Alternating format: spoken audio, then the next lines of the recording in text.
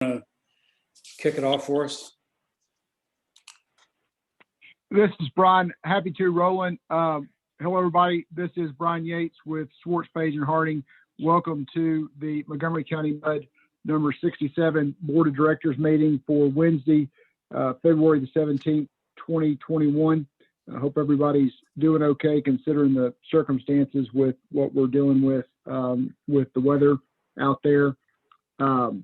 As in prior meetings, I'll briefly go through the remote meeting procedures and then we perform a roll call. So to begin with, I need to remind everyone the meeting is being recorded as required by the Texas Open Meetings Act. Second, please remember to state your name before you speak, including the making of any motions. When you're not speaking, please be sure to mute your line. Third, we'll continue the practice of having a roll call to vote on each motion. After a motion has been made and seconded, please wait until you hear your name called and then respond with a verbal aye, nay, or an abstention. Finally, we need to identify each person who's joining the meeting remotely today so that we can accurately reflect the attendance and the minutes of the meeting. I'll perform a roll call for the board members, followed by staff and consultants. When you hear your name or your company called, please respond by indicating that you're present in the meeting. Likewise, if you need to leave the meeting before it adjourns, please announce that you're doing so before you disconnect. Once I've completed the roll call for directors, staff, and consultants, I'll ask for any members of the public to identify themselves for the record. So starting with our board of directors, Roland Johnson. Present. Larry Copeland. Present. Alan Fischke. Present. Alton Wicker. Present. Paul Martin. Present. Okay, that will complete the roll call for our directors. We'll move on to Woodlands Water staff. Jim Stinson.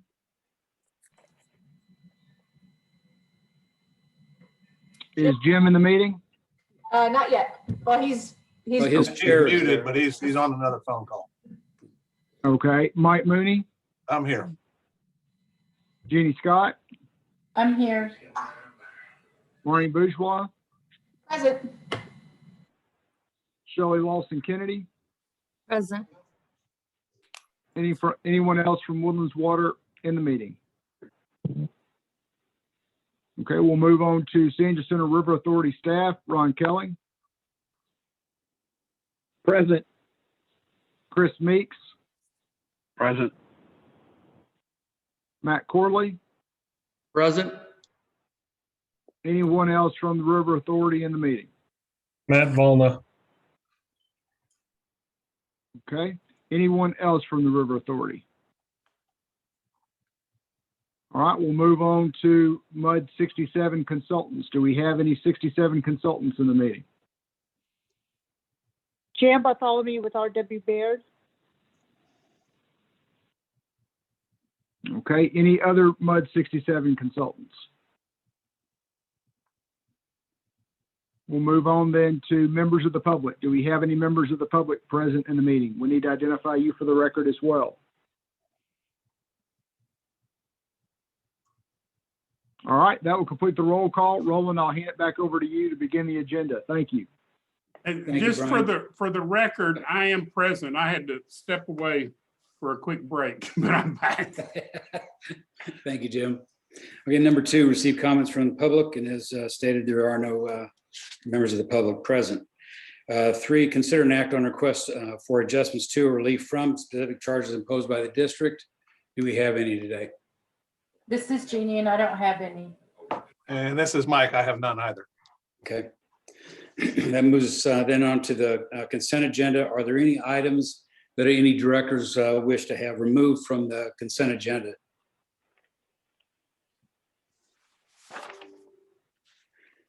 Hearing none, then let's, we have a motion to approve the consent agenda. This I is move that Alton. we approve the consent agenda. Okay, This is Larry Larry. moves. Alton, do you second? I second. Okay. And roll call vote to approve. Alton, Aye. Larry, Aye. Alan, Aye. Paul, Aye. and this is Roland. Aye. Okay. Consent agenda is approved. Moving on then to the regular agenda. Number 10, receive information and review of the 6th and final grant accounting. Good evening, everyone. This is Chris Meeks. I am unable to share my screen, but the presentation I'm going to go through is starting on page 24 in your packet. As I go through, I'll tell you the slide or the title of the page that I'm on. And then if you have any questions throughout it, just stop and let me know. This is going to be hopefully just a brief recap of the sixth and final accounting that we did in 2017. Just to kind of a refresher, since it's been about 4 years since we talked about this. But like I said, if you have any questions, just stop and let me know. So I'm going to move to the first page, which is the history of interim accounting. Interim accounting has been done since 1983, and it's a way to provide and plan for the funding for the future expansions of the water and wastewater systems. So as y'all know, as the Woodlands was growing since the 70s and the 80s, every 5 years we would do this interim accounting and work with JPA and the developer to see where the development was going to be, what infrastructure was needed, and then take all that and then move it into what we call the single family dwelling unit equivalent, the SFDUE. And so the SFDUE is a standardized approach to the development. It takes something like a mall or a church and compares it to a 2,000 square foot home, which is what we're classifying as a single family dwelling unit. And so when a MUD purchases one water SFDUE, they get 430 gallons per day of water capacity. When they purchase one wastewater SFDUE, they get 217 gallons of wastewater capacity. Moving to the next page, considerations, impacts reviewed. These are the three main topics that we look at, which is regulatory requirements, TCQ, EPA, so on. Customer demands, what they have been and what they're projected to be for water and sewer, and then the projected development over that 5-year horizon. So each of the interim accountings, with the exception of the sixth and final, was a 5-year look ahead. Sixth and final accounting, which started in which was approved in 2017, took us from 2017 to 2027 because that's when the developer said thought they believed ultimate development in the Woodlands would be. Moving to the next page, purpose of the sixth and final accounting and path forward. This is the one that has a little roadway going through it with the green billboard looking things. So the three billboards towards the top, we've covered those in the previous slides. I'm going to focus on the bottom two. So the path forward after sixth and final accounting, the word final accounting in there kind of hit on that one because after that accounting done in 2017, any additional capacity request that's needed by the MUDs will be handled by the MUDs, not by the River Authority. And it'll be handled by the individual MUDs rather than a collective approach, what the interim accounting said done. And so what Woodlands Water does is they review, they monitor the land use, compare it to the sixth and final accounting projections, and they provide that report to the River Authority by January 1st of every year. And so that kind of tells us where each of the MUDs are, if there's anything additional, if there's anything, any shortage or excess basically of SFDUEs in a certain MUD, either currently or projected. Next page is items for consideration. Since we are looking at ultimate development in 2027, there's nothing tells me we're not going to hit in that area for what the developer kind of planned for. It may stretch a little bit further, but one thing to note is that the capacity is built and funded only for the potential growth identified in sixth and final accounting. Moves to the second bullet. We don't have any available capacity that's not been already sold. We did not build the plants with a few extra million gallons in case additional capacity was needed. So if there's additional growth beyond the capacity we have, then that capacity request may trigger capital projects funded solely by the MUD requesting the capacity. So one thing to consider as you're driving around the Woodlands, I'm sure most people see it, is the redevelopment that occurs throughout the Woodlands. Lately, it's been multifamily development and then, of course, vertical development as well. Rather than growing out, the Woodlands is growing up more. And some of that was accounted for in the sixth and final accounting. Some of it may not have been going forward. The last slide or page is going to be the sixth and final accounting projected demands and SFDUEs per MUD. This table was taken from the sixth and final accounting, and it shows each MUD and what their water and wastewater SFDUEs are. And if you take those SFDUEs for water, multiply them by 430, you'll get the water demand. If you take the wastewater SFDUE, multiply it by 217, you'll get the wastewater discharge. And this table is just showing the capacity that the different MUDs had purchased. With that brief high-level recap, if you have any questions, I'll be glad to answer. Thank you, Chris. Are there any questions for Chris on? Director Martin, as far as MUD 67 is concerned, have you, the SJRA, or has anyone in the Woodlands Water staff had any or gotten any information since that sixth and final accounting that would impact us? Up primarily, but any impact at all? This is Chris Meeks. Mike or Jim, do y'all want to cover that item since the report comes from y'all? I can try to dig it up if you need me to. Can you repeat the question? I had stepped away. I'm sorry. Okay, so we had talked briefly about this before, but just wanted to make sure that everything that was included in the sixth and final accounting for MUD 67 is on track. In other words, there's no change in any of these, particularly these undeveloped areas that would be greater than what we paid for. And you know what?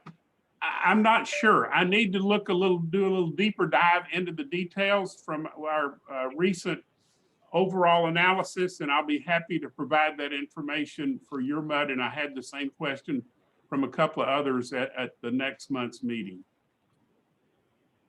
Okay. This is Mike. From what I've got from our update back in October or November, there is no change, Paul. All right, thank you. That's 2020, correct?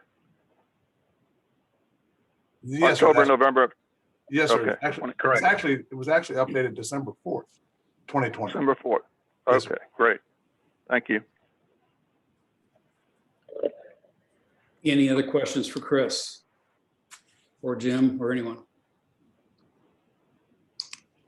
Okay, hearing none, we'll move on then to number 11. Receive information from SJRA Woodlands Division and the Woodlands Water Audit Committee regarding centralized wastewater treatment. Good afternoon. This is Chris Meeks again. What I'd like to offer is in your packet, beginning on page 32, is a presentation, shortened presentation that from what was given to the audit committee before, was provided to the trustees and of course now to each of the MUDs. What I'd like to offer is I can go through the presentation if you'd want me to, but I'd like to give a high-level overview first. So if you have questions, we can do it as I can give the high-level overview, the summary, if you will, then we can talk about it, or I can go through the presentation. But kind of tell you how the consolidation came about is meeting with the audit committee, talking last year multiple times about long-term financing of the project plan.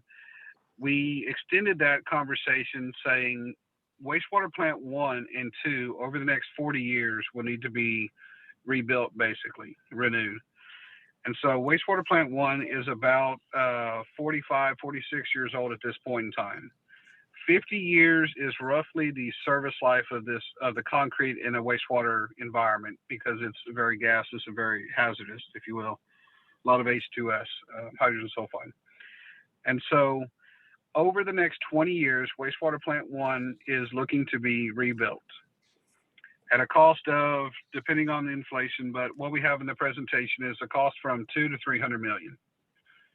And that would be a 4 phases of renewal, 5 years apiece over that 20-year period. And that would be from 2021 to 2045. When 2045, wastewater plant 2 then becomes 50 years old. So then we're looking at 20 years of renewal with that facility. Once again, 4 phases, 5 years apiece. with inflation, looking at a cost of 270 to 350 million. So from that question, we presented the option of consolidation to the audit committee and then the trustees in November, I believe it was. Consolidation can look like multiple different things. The two options that we presented to the audit committee is first, where you expand wastewater plant 2 and demolish wastewater plant 1. That basically expands wastewater plant 2 by 8 million gallons a day, but leaves wastewater plant 2 in service. The other option is to demolish wastewater plant 1 and demolish wastewater plant 2 and build a new facility that holds the capacity of both of those. Depending on which option you choose for the wastewater plants, rough numbers, somewhere between 1 and 300 million without the conveyance system. The one item that we do not have numbers for is the amount of dollars that it would take to move the flow from wastewater plant 1 to wastewater plant 2 for either of these options. And so what the River Authority has proposed is a consolidation feasibility study, which would look at the baseline, and fine tune the numbers for the renewal of wastewater plants 1 and 2 over the next 40 years. Then the consolidation of the facilities by expanding wastewater plant 2 and or building a new 14 million gallon a day facility. Then also for the conveyance items as well, to see how much it would take to flow, to get the flow from plant 1 to plant 2. That study, what we're proposing is to use the unallocated bond funds that are currently on hand, currently paid, debt service is currently paid by wholesale sewer rates by each of the MUDs. The study, depending on the options and everything else, $500,000 to $1 million and 12 months of work to get the reports back. What we're looking at doing at the March trustees meeting, hopefully, is asking the trustees to approve a request for qualifications to identify the consultant, define the scope, and negotiate the contract with the consultant. If the trustees approve that and we go through and we do issue the RFQ, select a consultant, negotiate the contract, we would then bring that contract back for the consolidation study back to the trustees for final approval, since we're asking for a range, 500,000 to $1 million. If the trustees approve it, we take it to our board, we begin the study. So I try to hit the meat of the presentation, summarized it. I can still go through the presentation if you would like me to, or I can answer any questions if you'd like me to.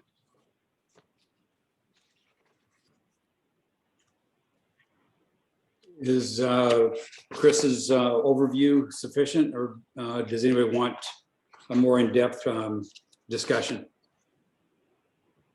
Fine. Okay. Are there any questions then for Chris on what he's presented? I would like to report that I hope at the March meeting, and certainly the latest would be April, that we'll have this item as an agenda for the trustees to vote on.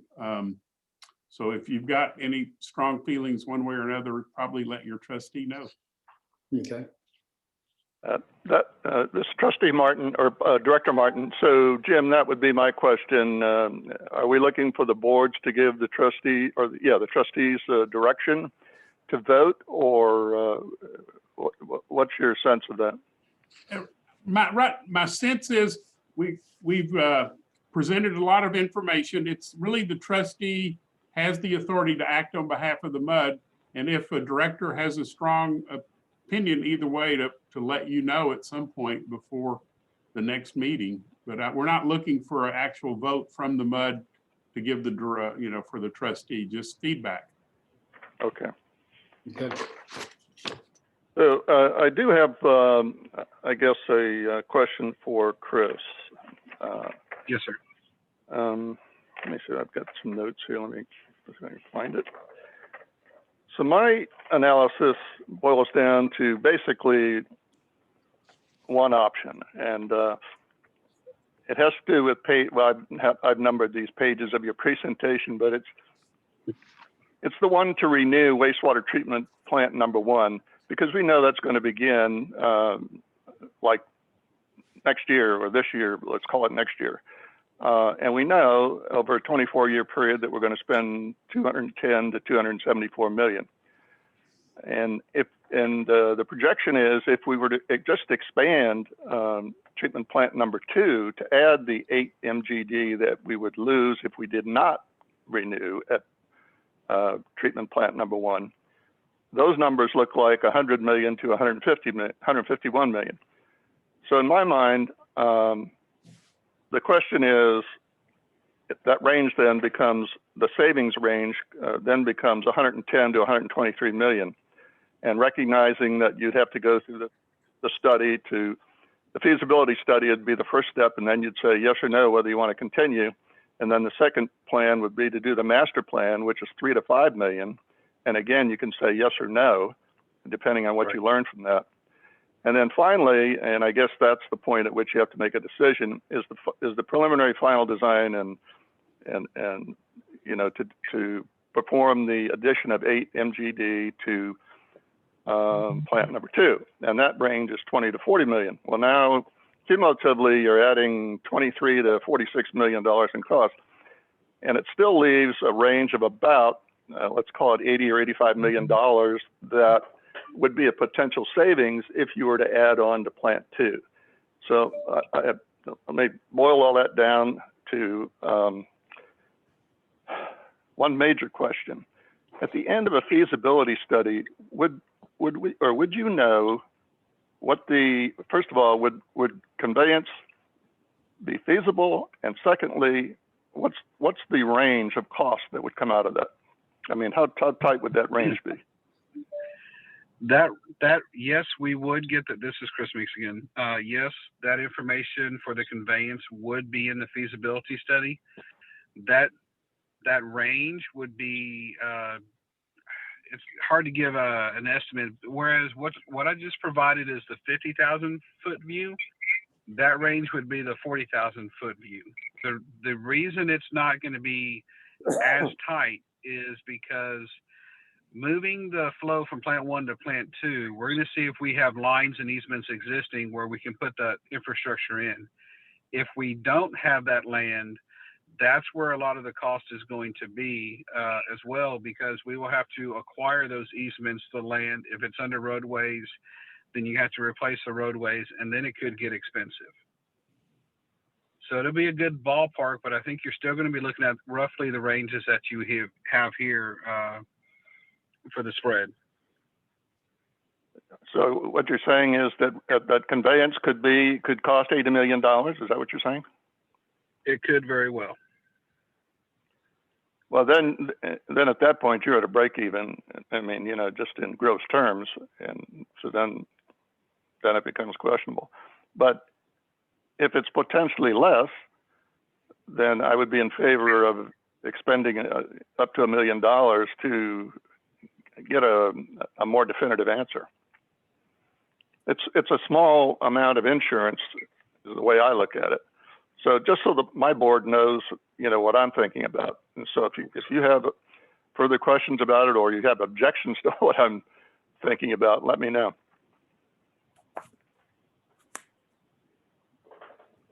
I think this is Larry. I think your comments are appropriate.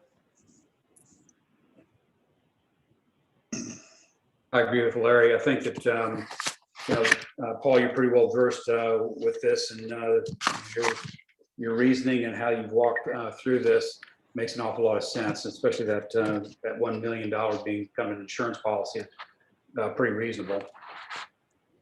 This is Alton, and I agree with that also. All right. Agree.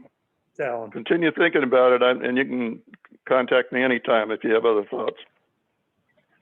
I think, Paul, you kind of have a sense of where we're thinking then. All right, thank you. Okay. Any other questions for Chris or for Paul? Okay, we'll move on then to number 12. Brian, the attorney's report. This is Brian. Under the attorney's report, haven't had much to report to boards this month. The legislative session is moving very slowly with COVID and security concerns, and now with weather. So Not much to address with y'all at this point now from a legislative perspective. I am working with Jim, as he's reported at prior meetings, on a review of the content development agreement policy to see what, if any, updates are necessary since that policy is a little bit older. Plan to have recommendations on that in the coming months. I think that's all I have of a general nature to report, but happy to answer questions if you have them. This is Roland. Just a question I read in the paper. It looks like both Governor Abbott and the Lieutenant Governor have really kind of put the crosshairs on ERCOT and putting the pressure on the legislature to review. Is this going to have an impact on slowing down any other legislation or the whole process? This is Brian. Too early to tell to say for sure, but I think yes. I mean, we already have a truncated session. Legislators have not been in Austin very much. And if we're now going to inject this into the regular session and not have it as a special called session, then yes, it's going to gum up the legislative process even more. I think that, there's definitely going to be a lot of questions asked about ERCOT, and I don't know if all that can be addressed before the end of May when the regular session ends. So that may be something that may have to be out of necessity extended into a special session, but we'll see where that goes. The issue is widespread, and I've reported to boards, or I guess at the last board meeting, we actually just got notice for a number of districts over the last couple of hours that the General Land Office has instituted its force majeure provision in its natural gas contracts because it's had force majeure provisions exercised against it by natural gas providers that they can't provide enough natural gas. And so now the GLO is saying that they can't guarantee that they can provide sufficient natural gas to natural gas generators. So for those water plants that are operating on backup power, I've got a few of them actually right now that are operating on backup power in the Harris County area. We may start seeing some service failures there in addition to just the general Houston area pressure service failure. So not a good time right now, but hopefully we can push through it in the next few days. Okay. Any other questions for Brian? Thank you, Brian. Jim, the general manager report. Thank you, sir. A few items to summarize review from the trustee meeting. Bob Lux, who has been serving as the Woodlands Water Agency representative to the Texas Water Conservation Association, informed us that he was up for renewal and was reelected as a board member and to serve on the utility district panel, and received support from the trustees to continue in that role.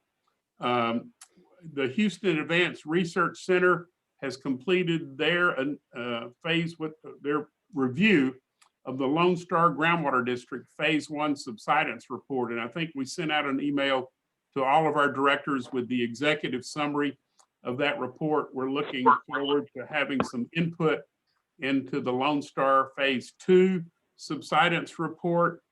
And I will also let you know that I did receive an email from the general manager at Lone Star requesting or seeing if there was any interest in a couple of our trustees meeting with a couple of their board members to talk about the relationship with with Lone Star. So I've yet to visit with President Hurd about that, but we'll see how that progresses. I also reported that I've been in discussions with two neighborhoods regarding the poles that we installed to convey the signal from our water meters. You remember we installed a number of poles around the Woodlands. Most of those were installed on San Jacinto River Authority owned either water plants or elevated storage tanks. Well, a couple of the poles are causing some concern with neighbors adjacent to them.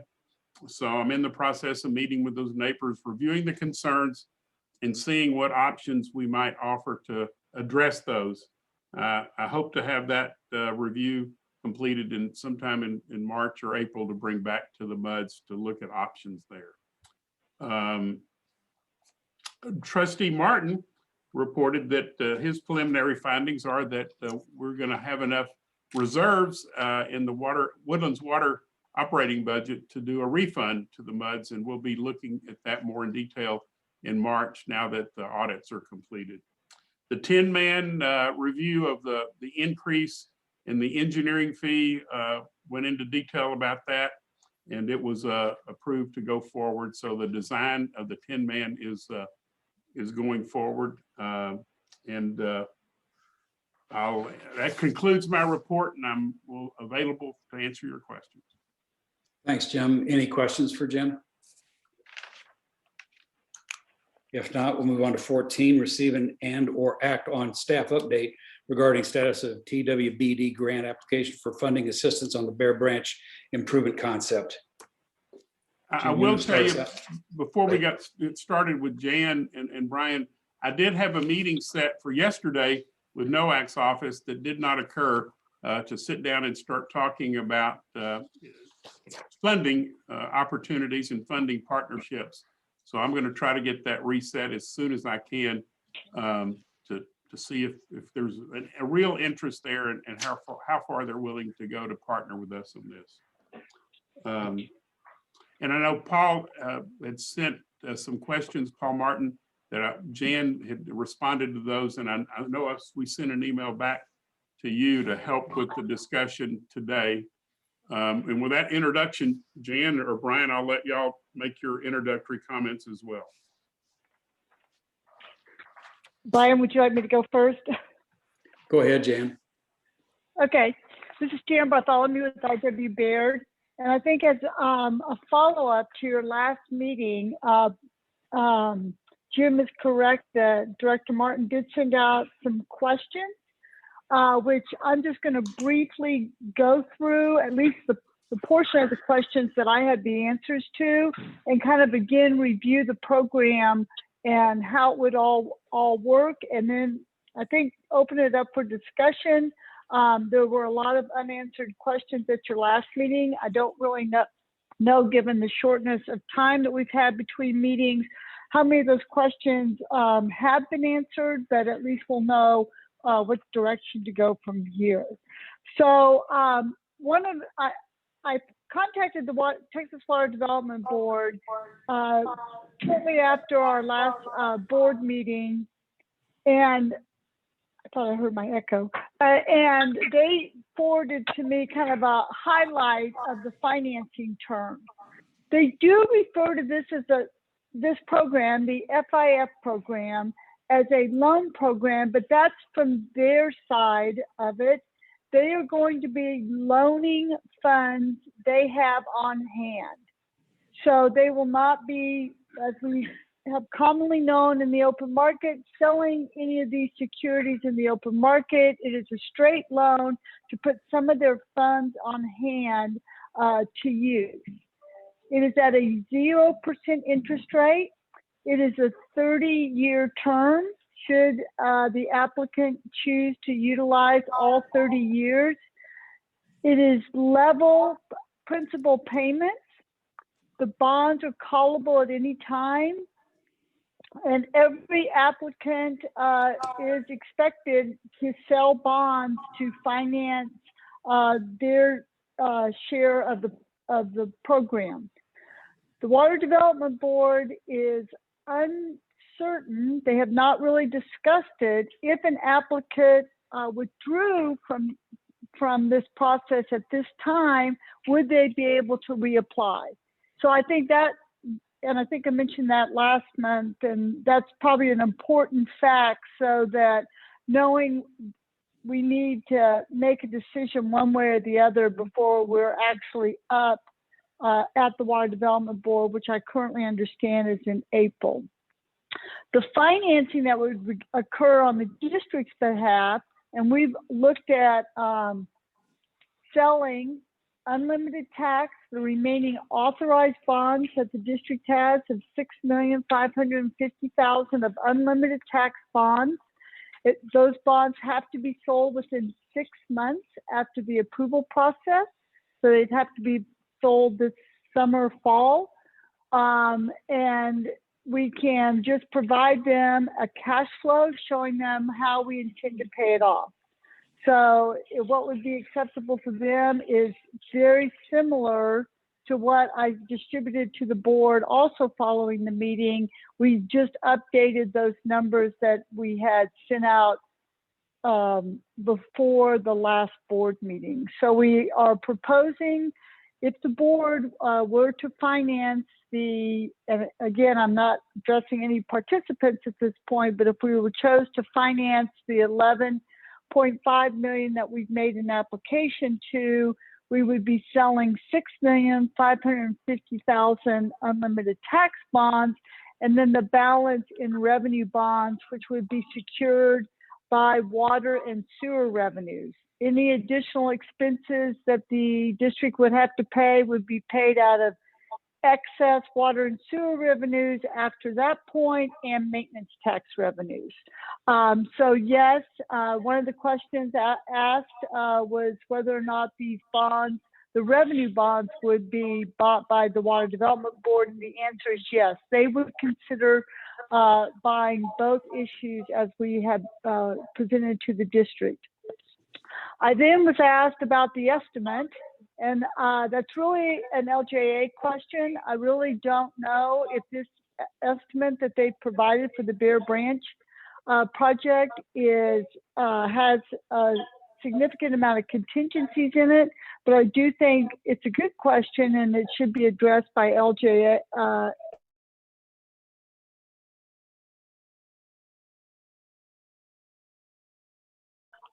For any overruns or additional costs that would be required, and it would be the project manager. At this point in time, I would consider your district, MUD 67, being the project manager because you're the ones that have made the application.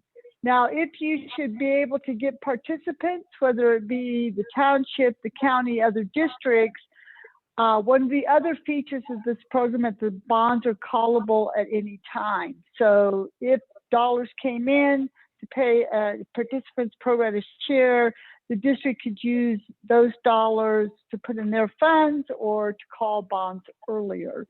And then the last question Director Martin asked was, he wanted to see a 4-year pro forma on the operating account. And I defer to staff for that. And I have not seen that. They may have distributed that, that 4-year pro forma.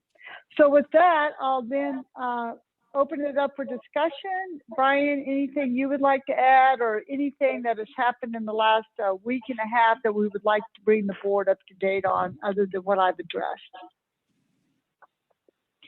This is Brian. I don't think so. I think that covered it, Jan.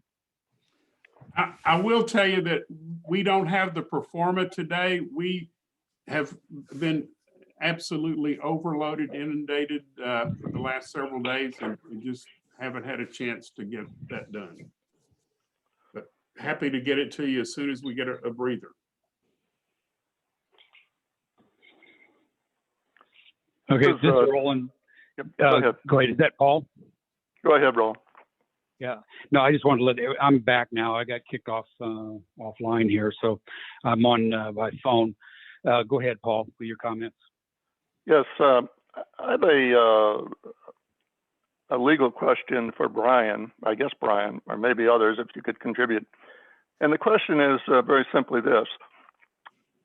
Or maybe not so simple. So we have 6 months to issue these bonds. So if at some point we agree to provide this path forward to the water board, what would be the drop dead date that we would have to make a commitment on those bonds? Okay, so that's one half of the question. And in the meantime, Brian, what is a legally binding document that MUD 67 could require of any potential participant in this agreement prior to that decision to make the issuance of the bonds? Is there such a document? And if so, how would it look? This is Brian. So there's not a template for something like this other than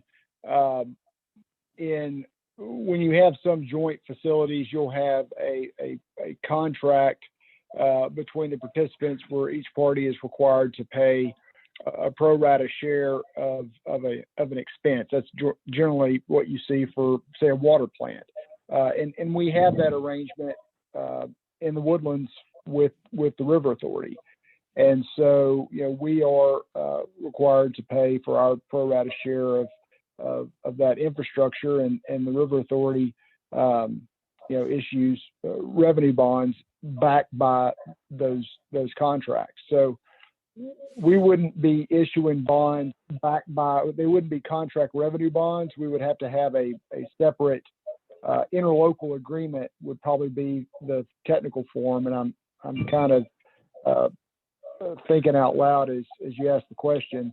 It would be in the form of an interlocal agreement among the participating entities to contribute X amount of funding by date certain, and that would be the contract, and it would be a goods and services contract to be a waiver of governmental immunity, where MUD 67 would provide goods and services of being the project manager on the project that would make that contract enforceable among the other governmental entities. Does anyone foresee that being possible, such an agreement being possible prior to the date? 6 months from April would be October, and I don't know when we'd have to commit. Maybe Jan, you can help us here, but we have to commit by August, September, what?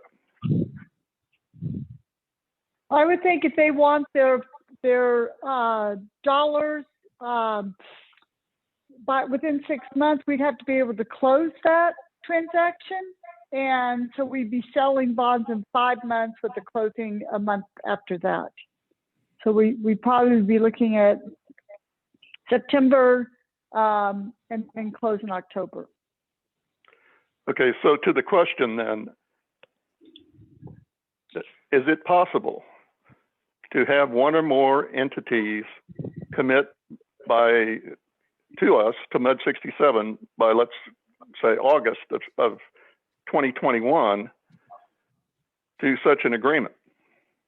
And there's an open question about what about overruns? Who would be responsible for the overruns? Would it be solely MUD 67, or would it be whatever other agencies were to sign on to this interlocal agreement?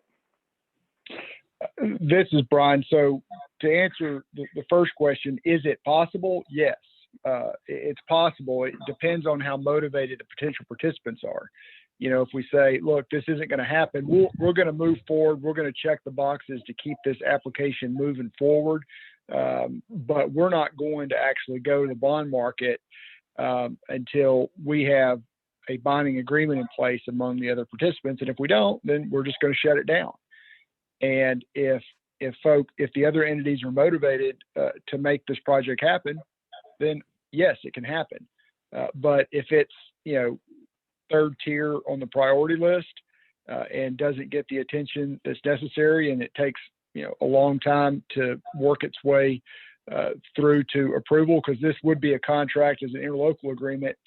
The MUDs, we all work in a collaborative environment with Woodlands Water as the administrative agency for the MUDs. I think that could certainly be done if there's any MUD in the Woodlands that participates.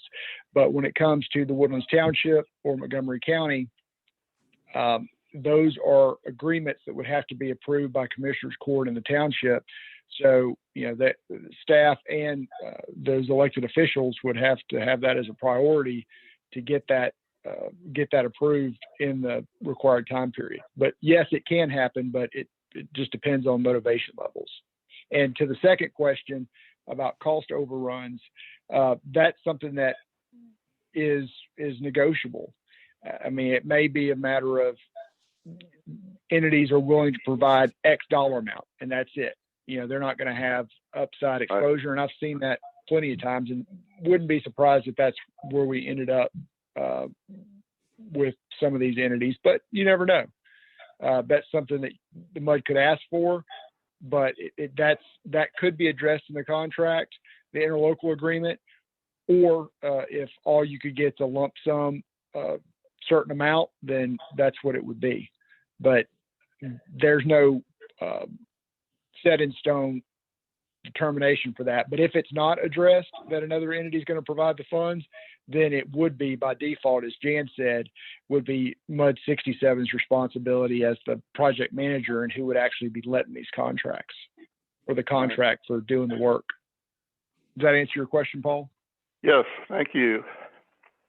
So, and I had another thought about other agency or other, whether it be other units of government. Okay, I mean, they could decide that they will just give, you know, $100,000, $200,000 a year for X number of years, and how they provide it really is of no concern to us. We don't need to have it bonded. I don't think.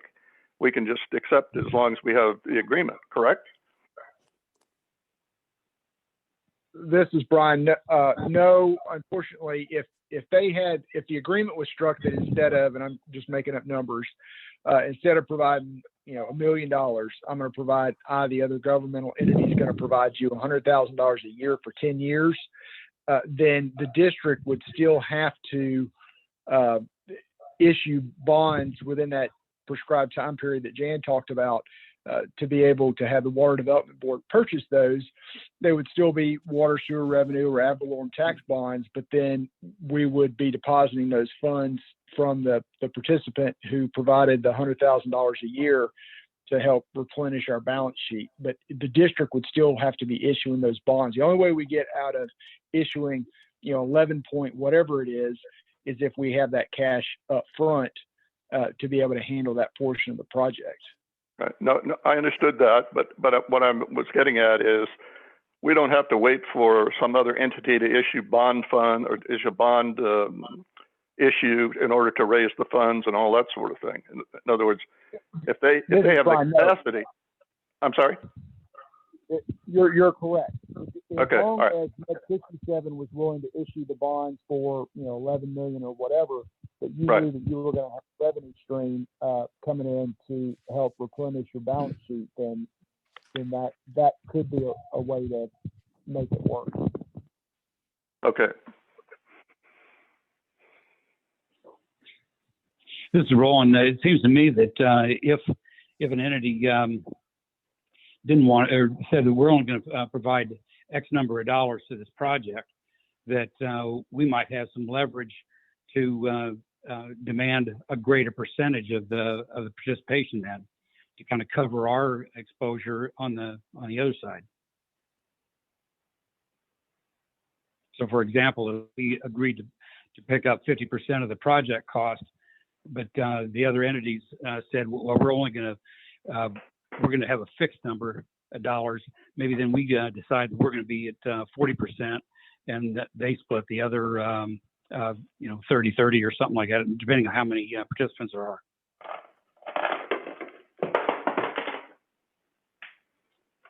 Yeah, this is Brian. It's just hard to say. I mean, that's all going to be just case by case as we get into the negotiation with them. Okay. Are there any other questions or matters of discussion here? I would address, I think Paul Martin had the question about with the new governmental office in Washington, and how's that going to affect maybe the EPA and the Corps of Engineers. That is a concern, and according to the engineers, we should have some feedback on that topic within the next month. And we feel very comfortable about the construction cost of this project. We feel like it's a conservative number, and the construction aspects could absolutely be completed in the budgeted amount. But the wild card would be, what is the EPA or the Army Corps of Engineers going to do different based on the new setup in Washington, and we'll have a better idea about that in the next month or so. Okay. So, And I apologize for getting kicked offline, so I didn't hear all of the discussion earlier on. Paul, do you have something there? yes, Director Martin. So it's very clear then that we will pay the $570,000 upfront soft costs for both bond issues, regardless, and we get paid back, I guess, 94 cents on the dollar or something like that. But so that's part of the risk that we're assuming, I mean, or part of the cost. And so, you know, if you say, well, I'm willing, if MUD 67 is willing to accept 50% of the risk of the cost, that 570,000 would be on top of that, and so then it becomes 55.8%. So, in other words, whatever we say, it's going to be more. If we say 50%, it's more. If we say 60%, it's more. This is Jan. Brian, I don't mean to play lawyer, but isn't that part of the negotiation with the participants? If a project costs us Sure. 11.5 and we've paid issuance costs, wouldn't they have to pay back their pro rata share of any issuance costs? I wouldn't expect, as a project manager, to incur all those costs on their own if we've got participants paying toward the project. But that's me being the financial advisor, but asking a legal question. I like your attitude, Jan. Yeah, this is Brian. I mean, that all goes into the negotiation as to what you ask for from the other participant, and you would add in, look, these construction costs plus these, projected engineering and soft costs, and we want, we're looking for X percentage dollar amount from you for this project. So I think it would be more in how we characterize the project cost. The project cost is whatever the estimate is for the actual work plus whatever issuance costs, and that's what the project costs are. I think it's just how we define in the funding part what the project costs are.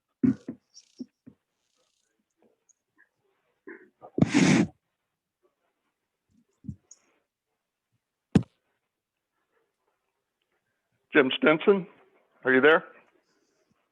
Yes, sir. This is Director Martin again. What would give you the best set of tools to move forward in talking with these other entities? Would it be something that might be structured like, well, the MUD 67 board has agreed to pay 50% of the cost, and we can talk about what costs are. And if it's anything, less than that, then they're of the mind that they need to back off, because we can buy a lot of houses for $5 million that are flooded. That is exactly the strategy that I'm looking at, is offering 50%, and if we can't get partners, then the project goes away. Probably goes away.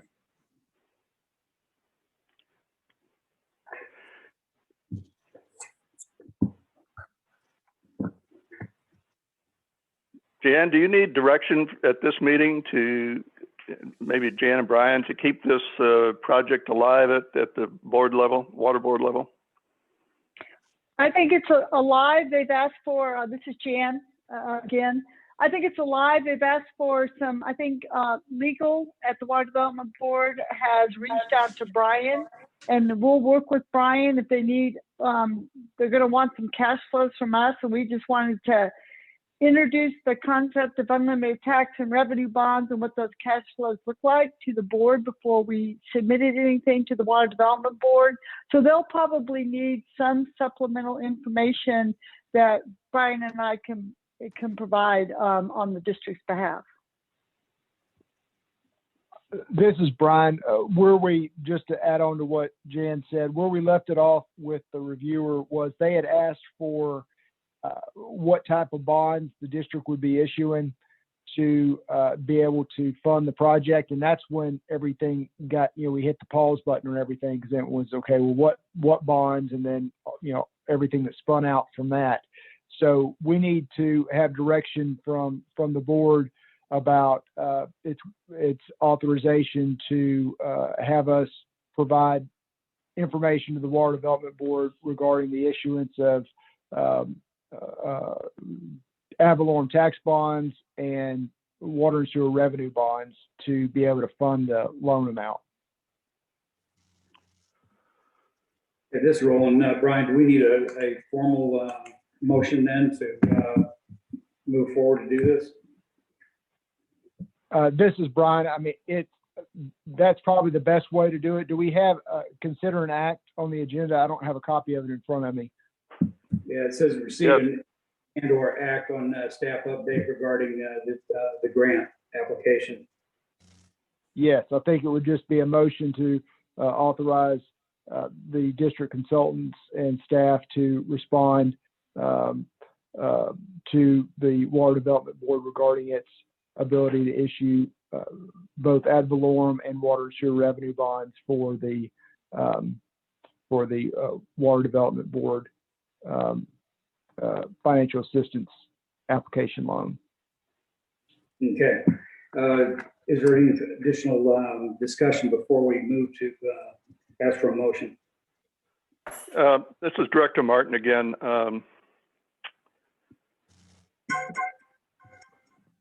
The projection of the maintenance and operation budget for the next, up until year 2024, when which was part of the request, I'm really reluctant to commit those future funds when I know that we're going to run deficits for the next few years in that maintenance and operation account. The only question is how much. And I guess it depends on, what the criteria are involved in the projection. And then having no flexibility left to issue regular bonds,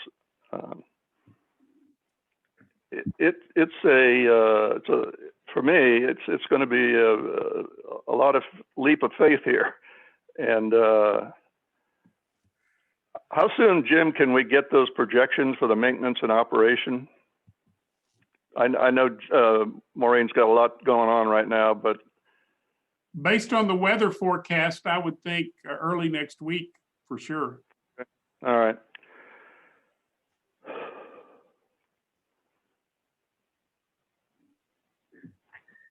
This role, and I know, Paul, you've got a lot of concerns there as far as, and basically it's a leap of faith, but I mean, we've been working on this for such a long time, staff spent so much time on it, and we aren't at the point where we have to make firm commitment.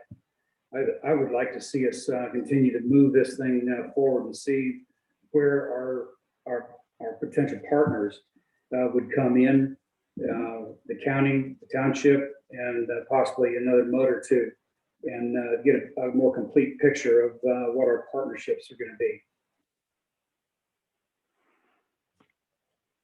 I think that's a reasonable objective. I guess where the finesse is going to come is how we structure this motion, and how much wiggle room we allow MUD 67, so that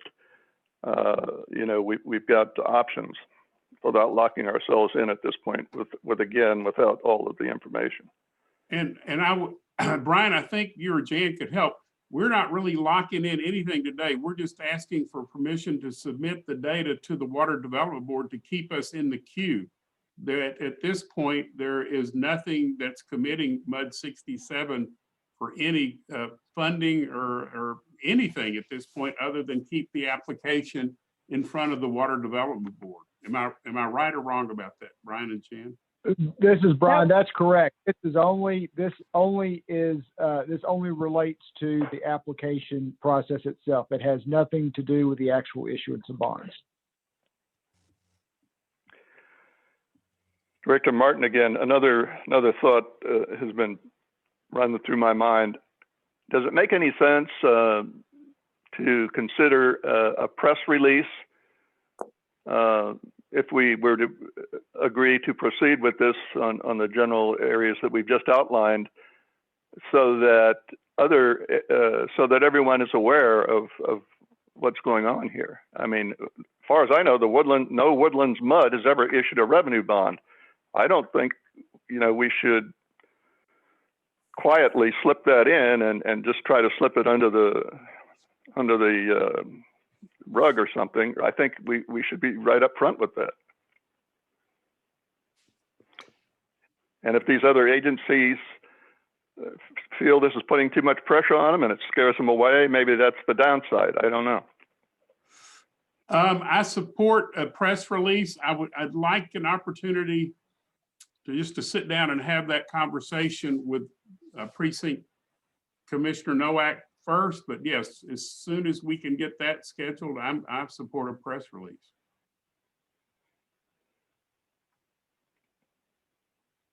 Okay, with that in mind, I'm going to go ahead and move that we move forward with the grant application.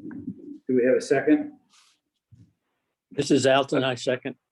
Okay, we have. This is Director Martin. Discussion? Yes, more discussion. Go ahead. So if we're just moving ahead with the grant application, does that give you enough material, Jim, for a press release? And does it, because we're not stating, what we are limiting our liability to 50%. We're just making the statement, go ahead with the application. I think if the district is interested in making this a press release, yes, we have enough information to make it interesting enough, I think, for the newspaper media to pick it up. And we can, I think so, yeah. Okay. Thank you. Okay, any further discussion? If not, we have a motion. We'll do a roll call vote. Alan? Aye. Aye.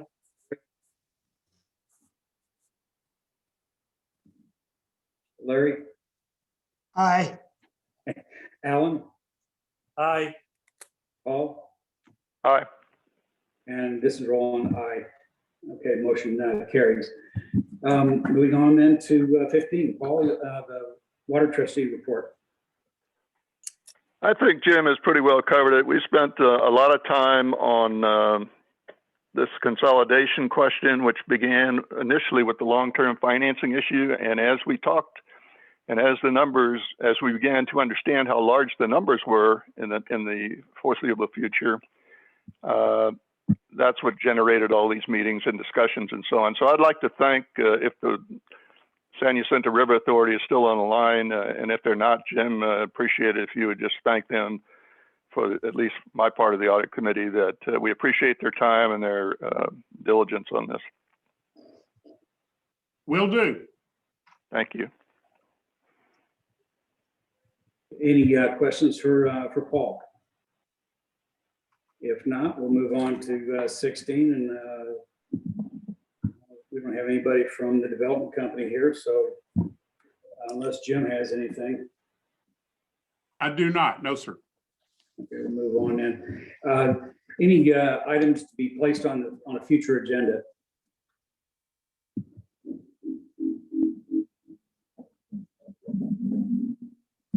Hearing none, we will stand adjourned. Thank you, Roland. Thank you. Thanks, Roland. Thanks, guys. Hearing. Hey, Mike, Thank you, Jim. Thank you. Hey, Thank you, Mike, Brian. can you stay on for a minute?